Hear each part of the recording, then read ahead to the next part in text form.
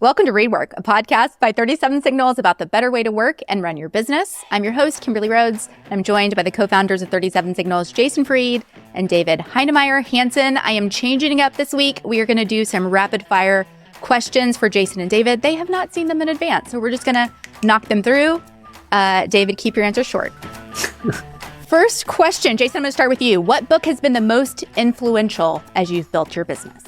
The first book was Maverick by Ricardo Semler. That book kind of, I feel like, gave us permission to, even though I think we're going to do it our own way anyway, gave us permission to really do it our own way and to see that if a company as large as Semco, which I think we had like 4,000 or 5,000 people or something in a very traditional industry, could be run very differently, so could ours. David, what about you? I would also pick Maverick, but if I should pick a second one that's like full on a business book, is Blue Ocean Strategy.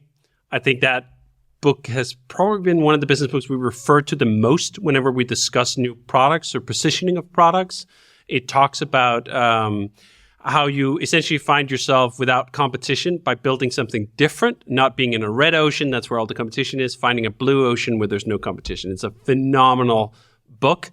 And I don't say that about a lot of business books. Okay, David, this one, I'm going to start with you.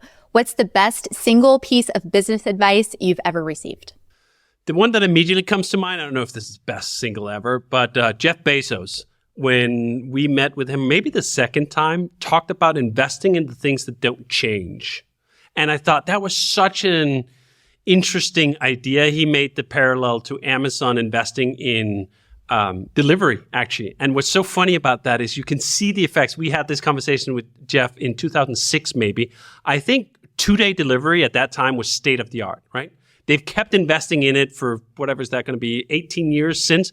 Now I can get stuff from Amazon same day, or I can order it at 10 p.m. at night and it'll be there at 6 a.m. in the morning. I still don't even fully understand how that is, but it is incredible. And it's actually one of the things that, after wandering in the wilderness for a while, brought me back to Amazon as a major way to shop. So investing in things that don't change is really strong. I think where we've done it is investing in the web as our main fundamental platform, making the web much better, investing in sort of our credibility, our long run. Like I bring out the fact that we run Tada List, a free service we premiered in 2005 still. That's an investment in brand, longevity, care, that kind of stuff. Okay, Jason, you're getting a different question. What's the one thing you wish someone had told you when you were first starting your business? I don't have an answer for that, honestly. I don't, no offense. I don't like questions about, like, what would you have done differently? Or, because I don't think you can do anything differently. I think like you're going to do what you're going to do at that moment in time. That's what you'd have done. So I'm going to answer the question you asked David instead, if you don't mind. Okay, great. Go for it. Best piece of advice. That's from my dad, which is basically no one ever went broke making a profit, which has been something that's fundamentally pushed me all these years to make sure that we're a profitable business. And profit buys you time. People say you can't buy time. You can buy time in business if you're profitable. It's the one place in the world you can buy time. And so anyway, that's the one piece of advice that I always reflect back on and go back to. David, do you want to answer the question Jason didn't want to answer? Piece of advice you wish someone had told you? It's funny because I was nodding because I was going to give the same answer. Like, I don't want to know all of it up front. Holy smokes, this would have been a boring journey. If I knew everything I know now 20 years ago, I would have been like, ugh, that sounds like a hassle. Let's not even bother. Let's just get a job.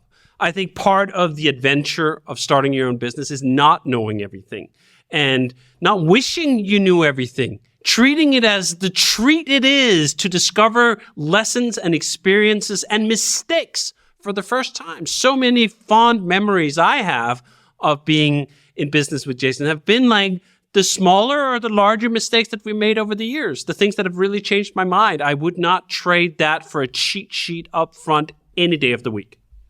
Okay, Jason, what habits do you have that help you be more productive?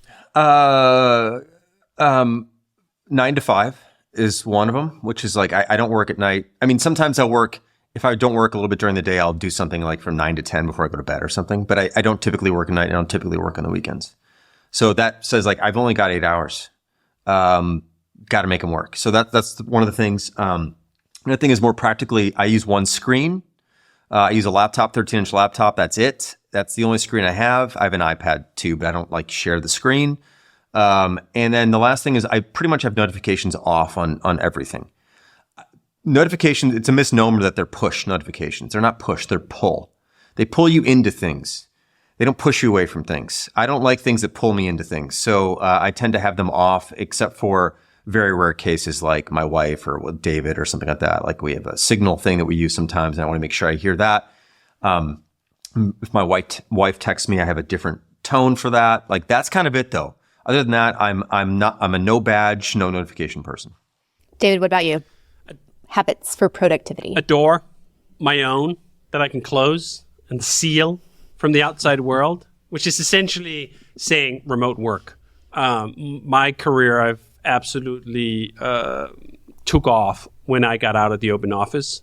So I don't know if that's a hack. For me, it was a hack to get these long stretches of uninterrupted time. It kind of alludes to the same thing Jason is talking about, getting these distractions out of the way. But to me, the biggest distraction was to sit in an office with other people. I cannot focus on the kind of deep problems that I enjoy solving if I do it around a lot of other people all the time. Okay. David, I'm going to start with you. What's the most meaningful part of your job? Ooh. Deep. Yeah.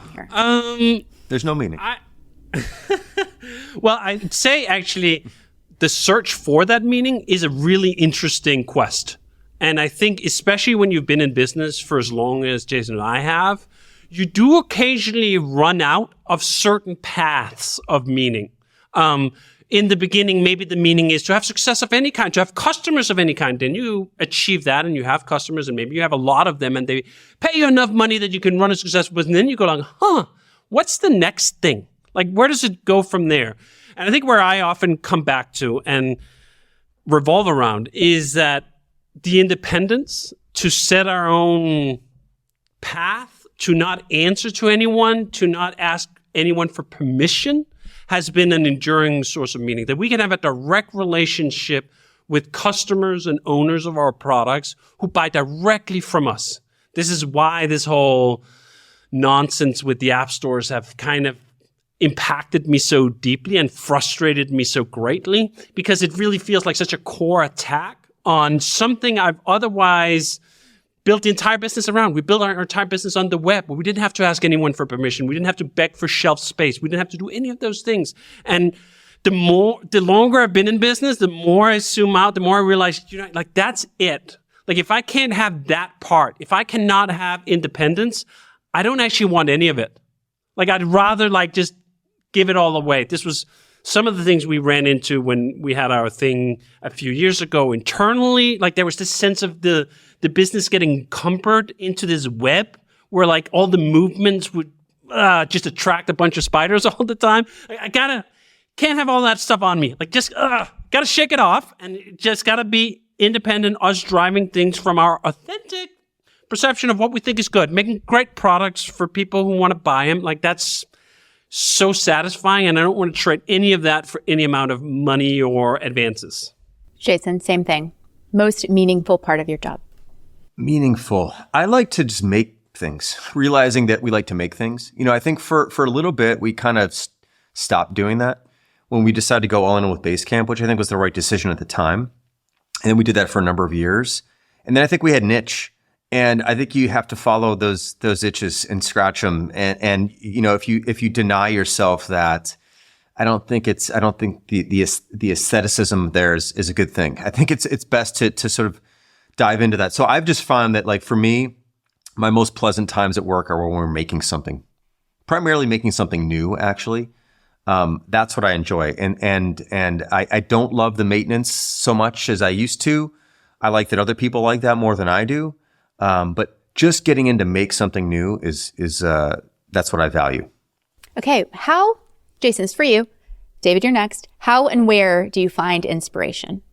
Oh, I don't look for it. Just sort of, I come upon it. For me, things like nature. I mean, if you want to find out what colors work, just go look out your window. If you want to find out what shapes work, go look out your window. If you want to see something that works, look out your window. Like what you're looking at in the world is the best it's ever been, the best version of that tree that it's ever been. Talk about A/B testing. I mean, holy shit. It's like A/B through every zillion tests ever. And what you have in front of you is the best thing that it's ever been. I think that's really interesting. So I look at that. I also love architecture. So for me, great architecture is wildly inspiring. And I'm not entirely sure why it is for me, but something about the materials and the textures and the space and the way it makes you feel and how a space can give you an experience is just, for me, a wonderful, wonderful thing. So I'd say those two things specifically inspire me. I mean, there's a lot of other things though too. And the other thing I would say last, I know this isn't that short, is that there are 100 million things that inspire me that I don't even realize. We are influenced and inspired by all sorts of things we don't notice, we can't see, we don't think we saw, but that do. And I like the mystery of that. I think it's kind of an interesting thing to go through life with that mystery. Why am I the way I am? I'm not totally sure. David, do you have anything to add? Inspiration. Yeah, I really like peeling things back to first principles and almost like taking the whole Lego set apart and then just stepping back and looking at the blocks and go like, I wonder if those 5 blue pieces over there, we could make something different with that. And I find that the inspiration to make something unique, at least for me, requires taking things apart to their core constituent parts. Like I can't subdivide it much more than that. And then I can start thinking, now all these pieces, like there's shapes to them. And those shapes can be put together in different ways. I think a lot of the technology that I've been interested in recently have come from that exposition. I've talked about how I looked into Docker, this technology for putting software together and an entire system into this one container. I just looked into that because I thought, like, do you know what? This is really interesting technology. And I didn't have a purpose at first with where is that going to take me. I just like, I'm going to spend 2 weeks just really learning this. And I spent 2 weeks really learning this. And out of that came our technology for exiting the cloud, the Kamal thing. It came the ideas for building once, this whole new run your own software thing, a bunch of other technical things on the framework side. Came from that one, go all the way down to the fundamentals, figure that out. Even if I don't have an idea of how to use it, it almost is some sense of fundamental research. The other one is aesthetics. I really just like making things beautiful for their own sake. And I mainly mean here not design, but like the technical inwards that I have my direct fingers on. Making this piece of code as peak good as it, like I'm out of ideas. I've been staring at it. I've been editing it for like an hour. I've moved every freaking comma around. I've tried different alignments of characters. I've tried to put in there, tried to build bigger methods. I've tinkered with it every once way, and I go like, you know what? This is it. I can't improve that further. That to me, that satisfaction is just like injecting motivation into my veins. Let me do that again. Let me do that on a new problem. Okay, last question before we wrap it up.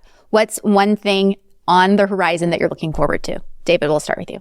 Well, I don't want to spoil the surprise here because I'm about to embark on a grand adventure that is born out of partly first principles, but primarily anger.